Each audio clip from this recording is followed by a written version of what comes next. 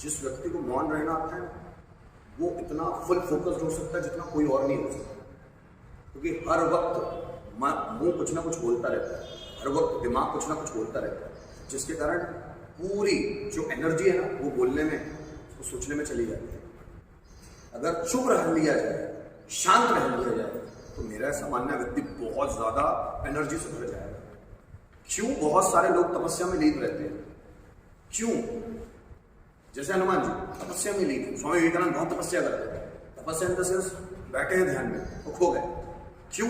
क्योंकि उनको कहीं ना कहीं वो पावर्स मिल रही है जो हमको नहीं मिलती। वो शायद वो ऐसा कुछ जानते हैं जो हम नहीं जानते। शांत रहने में इतना पावर है, पूरी एनर्जी कंज्यूम हो रही, जो कंज्यूम हो रही है ना वो सेव होना शुरू हो जाती है। और अगर बचना शुरू हो गई तो सोचो एनर्जी क्रिएटिव कामों में कितनी ज्यादा लगेगी। आप सिर्फ 1 घंटा चुप रह के देखो और सिर्फ आपके आसपास वाले जो कर रहे हैं उनको सिर्फ देखते रहो, बोलो मत कुछ उस पर जजमेंट मत निकालो। आप बहुत हंसोगे कि कैसी कैसी मूर्खताएं कर रहे हैं आसपास, अगर आप शांत रहने लगते हो। क्योंकि हम शांत नहीं है ना, हर वक्त बोलते रहते हैं, इसलिए हमको वो मूर्खताएं नजर नहीं आती।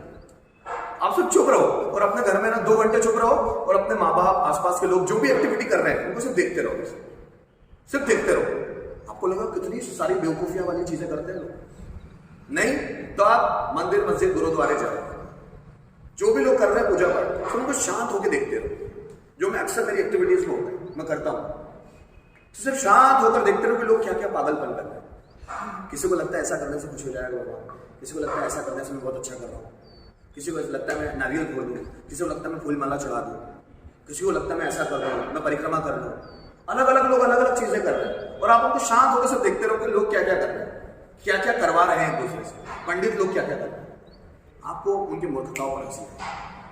आप सोचोगे ऐसा ऐसा इतने सारे प्रपंच, आपका मन उबेगा उन चीजों से। सभी कर रहे हैं, मैं क्यों करूं? मन उबता है ऐसा, और जब मन उबने लगता है तो मन वो पाना चाहता है जिसके लिए वो आया है। जब आपका मन उबता है, जैसे बुद्ध के पास तो सब कुछ था, महल, नौकर चाकर, पैसा, बीवी, उनके साथ साथ बहुत सारी दासियां, उनके पास सब कुछ था जो एक राजा को होना चाहिए। फिर वो ऊब क्यों गए इनसे? सबसे ऊब क्यों गए? पत्नी को क्यों छोड़ दिया? पत्नी से क्यों ऊब गए? सांसारिक जितनी भी चीजें होती है, नौकर चाकर, सबसे ऊब गए, क्योंकि बुद्ध बोलते हैं लास्ट डेस्टिनेशन नहीं है।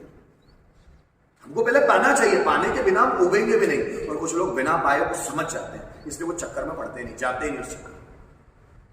और हम लोग पहले वो पाना चाहते हैं, जब पा लेते हैं ना। ये राइटर है विजय अग्रवाल, कलेक्टर बने हैं, 16 से 18 साल कलेक्टर बन के अपनी नौकरी की है और कलेक्टर की पोस्ट को छोड़ दिया। क्यों छोड़ा इनको पढ़ना पड़ेगा, इस बुक में तो नहीं, दूसरी बुक्स में। 18 से 21 साल के कलेक्टर की नौकरी की है, कलेक्टर थे, और उसके बाद छोड़ दी कलेक्टर की पोस्ट, रेजिग्नेशन दे के आगे इस्तीफा पत्र नहीं करना है। क्यों? ये जानना जरूरी है, क्योंकि ऊब गए अपने जॉब से, अपनी नौकरी से ऊब गए। क्योंकि जब हम दूसरे के इंटरेस्ट को अपना मान के करने लगते तो हम ऊब जाते हैं। मिल तो जाती है, पोस्ट तो मिल गई पर ऊब गए। और जब ऊब जाता है ना व्यक्ति, छोड़ देते, उसको मजा नहीं आता। आप भी जब अपने मन को पहचानोगे नहीं और दूसरों के मन से करने लगे, आपके माँ बाप ने बोला ऐसा ऐसा करना है, कर लिया, आपके टीचर्स ने बोला ऐसा ऐसा करना है और आप कर लिए, तो एक समय बाद हो सकता है कि आप कुछ समय के लिए मोटिवेट होकर कर भी लो, कुछ सालों बाद ऊब आएगी, क्या ये तो मैं करना ही नहीं चाहता, इसमें तो मजा ही नहीं आता मुझे। और जब वो ऊब होगी ना तो आपको बहुत फ्रस्ट्रेशन से रहती है। इसलिए अपना जिंदगी का मकसद ढूंढने की खुद कोशिश करो, वो कोई नहीं ढूंढ सकता आपसे। इसलिए किताबें पढ़ो, इसलिए बड़े बड़े जितने भी इंटेलेक्चुअल पर्सनैलिटीज होती है उनके पॉडकास्ट देखो, वो आपको आपसे रूबरू करा सकते हैं। इसलिए मैं बोलता